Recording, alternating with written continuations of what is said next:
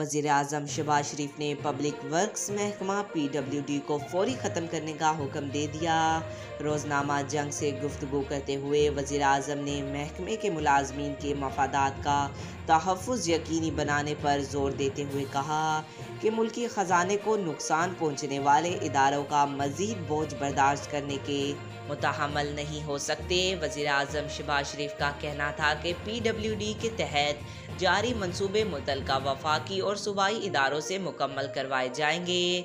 सरकारी तामीर और मुरम्मत के लिए बैनुल-अक़वामी मेयार की निजी कंपनियों की खिदमात ली जाएंगी। शहबाज शरीफ का कहना था कि IMF के साथ बजट जान जोखों का काम है। एक तरफ आलमी मालियाती इदारे का दबाव है तो दूसरी जानिब अवामी तवक्कुआत। मालियाती फंड ज़राअत और खाद पर टैक्स लगाने का कह रहा था। इनको इन मामलात पर राज़ी किया जो आसान ना था। आज तक के लिए इतना ही। मज़ीद ऐसी मालूमाती वीडियो देखने के लिए हमारे चैनल को सब्सक्राइब करें।